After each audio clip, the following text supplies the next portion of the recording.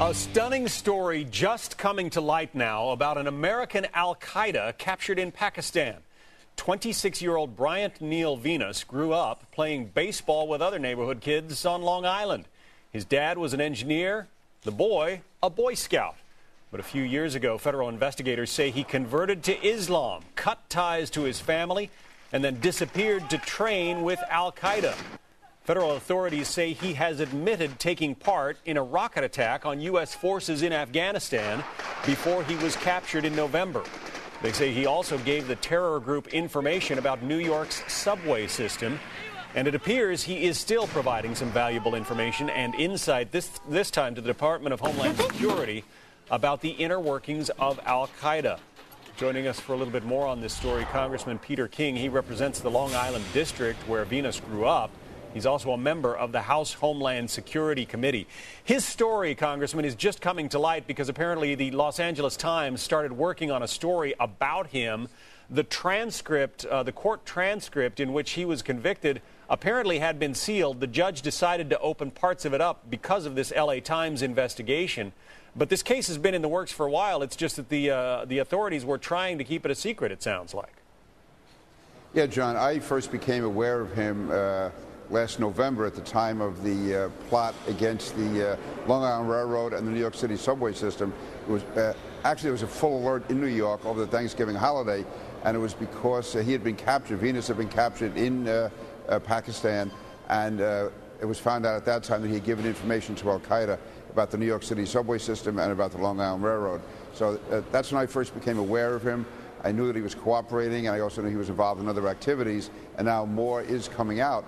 But it's really a stark wake-up call to realize that we face a real threat from homegrown terrorists, and also I believe that the Muslim community should be more outspoken in denouncing terrorism. I think too many mosques provide a climate which allows this type of radicalism to flourish. And I've said for a number of years now, there are mosques under surveillance, and the Muslim leadership should do more.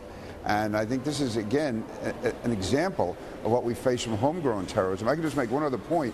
What we are very concerned about is that the next major attack against a city will be launched from the suburbs. That's what happened in London. That's what happened in Madrid. And again, this case with Venus shows, the real possibility of that. Yeah, and, this is a guy, we've heard about Adam Gadon, for instance, the California kid who apparently joined al-Qaeda. We've heard about John Walker Lind, who did the same thing. Again, here you have a case, seemed like a normal kid. Both of his parents were immigrants right there in your district, clean-shaven. And all of a sudden, one day, something in him sends, I guess snaps, you would say, sends him off to join an al-Qaeda camp. He apparently, according to prosecutors, he pleaded guilty to firing rockets at an American base. Yeah, but this is a person who took up arms against his own country. You're right. He was, in many ways, the all-American boy. And he was a Catholic. His family is Hispanic. But then he converted to Islam. And again, I don't know which came first. I don't know when the radicalization began.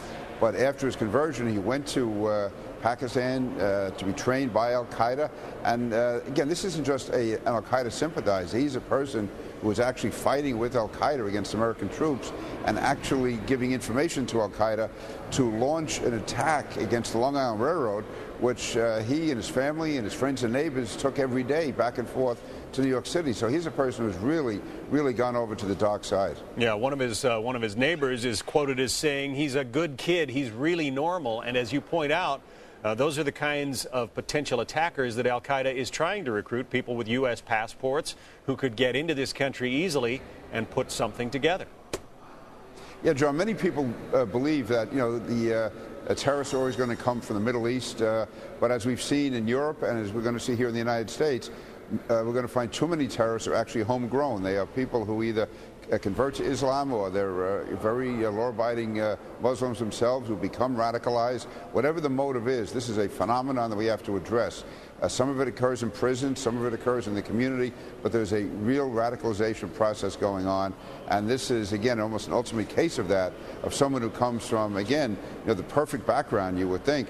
He's not coming from poverty. He's not coming from any radical family. and yet he has really chosen to take the ultimate step, the ultimate act of treason against his own country. Let me ask you about another terrorism-related story that's just breaking, even though it happened apparently quite a while ago. The military is saying that it is 80 to 85% sure that Saeed bin Laden, one of Osama bin Laden's sons, was killed in a Predator strike. Can you fill us in any more on what may have happened there?